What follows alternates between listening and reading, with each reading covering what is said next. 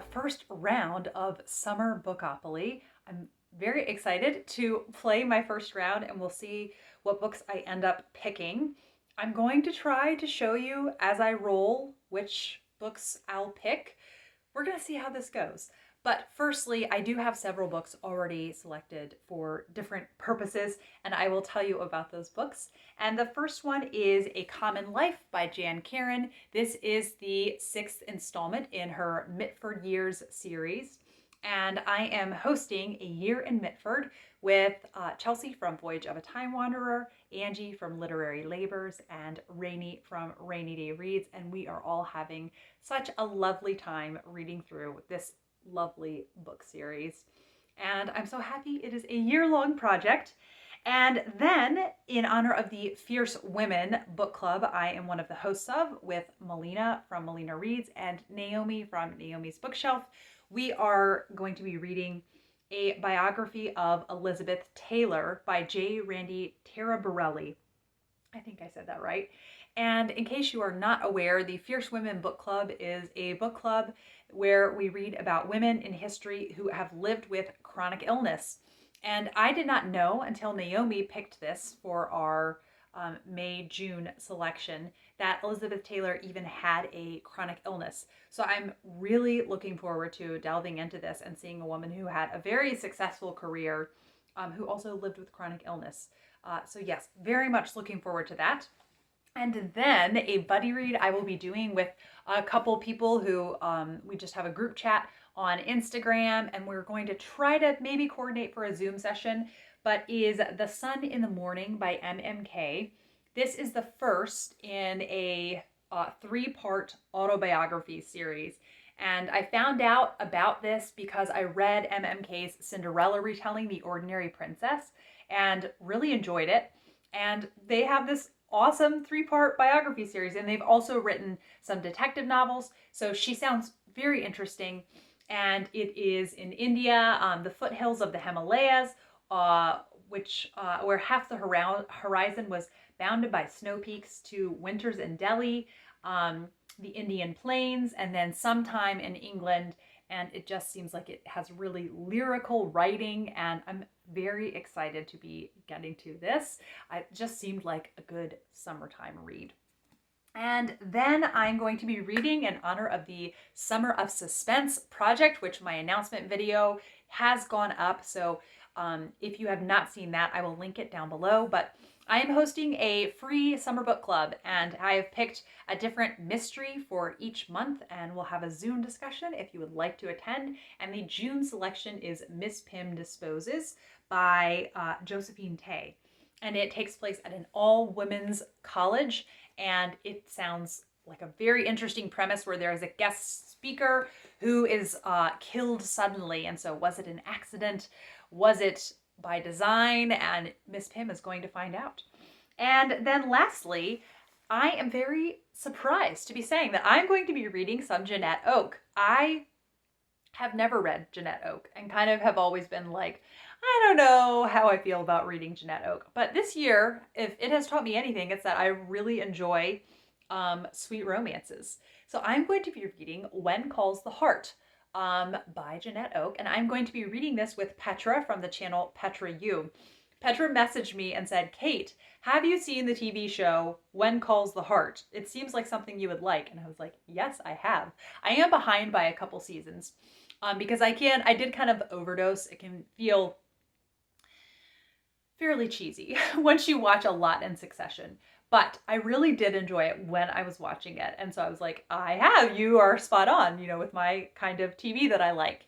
And I know that Rainey from Rainy Reads and Berna have really been enjoying this series by Janette Oke. So Petra and I are going to try When Calls the Heart, the first in the series.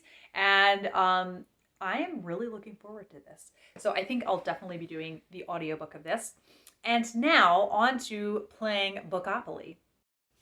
So here is Bookopoly, and I've decided I'm just going to roll again if I land on jail because I want this to be a very positive project and not negative consequences. And then I did make the railroad squares I just made into a book jar. So these are just some assorted titles or authors that I'm interested in.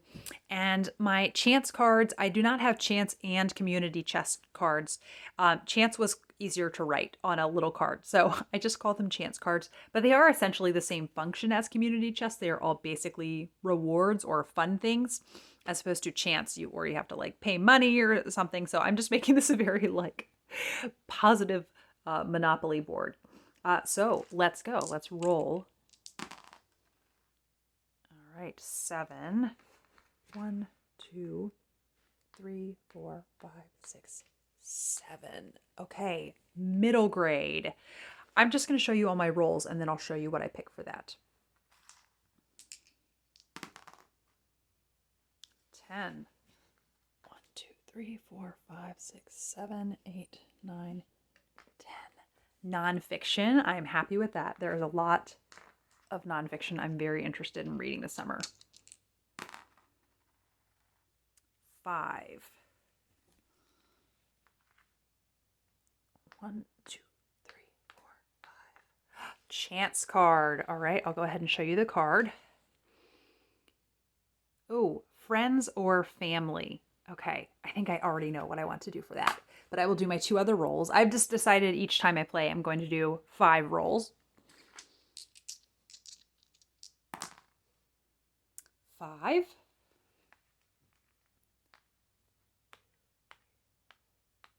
Another chance card. Listen to an audiobook. I can totally do that.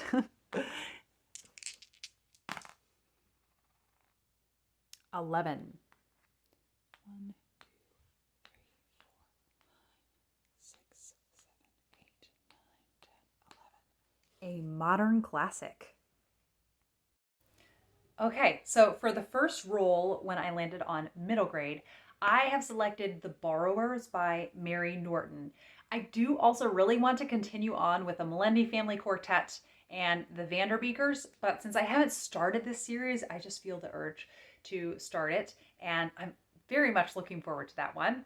And then for my non-fiction pick, I just want to look at my list. Yes, okay.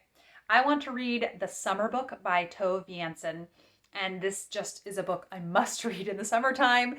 A lot of books I'm willing kind of flexible in the year when I read them, but this is called The Summer Book, and it's about going to, I forget the location, but a very scenic, picturesque location for the summer, and definitely want to read it. And so jumping on the opportunity.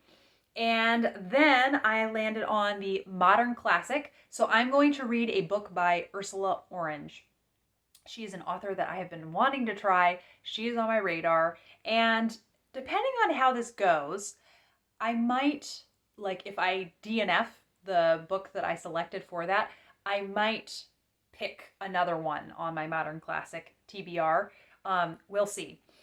Then for the friends and family pick for my chance card, I think I'm going to pick The Bell Family by Noel Streatfeild. So this was one that I was very much wanting to fit in this summer. So I think it's just calling to me.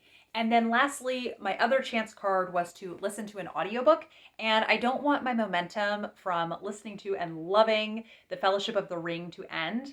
And The Two Towers is the book in the trilogy that I was looking forward to the least out of revisiting. But these audiobooks are fabulous, and Taylor from the Babbling Bee said they feel like Tolkien is narrating to you while he's smoking his pipe. And I think that is a spot-on description of it. So that is my June TBR. Thank you for watching. I can't wait to dive into all these books. I'm genuinely very excited for every last one of them. I did not land on any mysteries, so I think once I finish the books on my TBR, I will definitely be reading some more mysteries in addition to my Summer of Suspense mystery I already have lined up.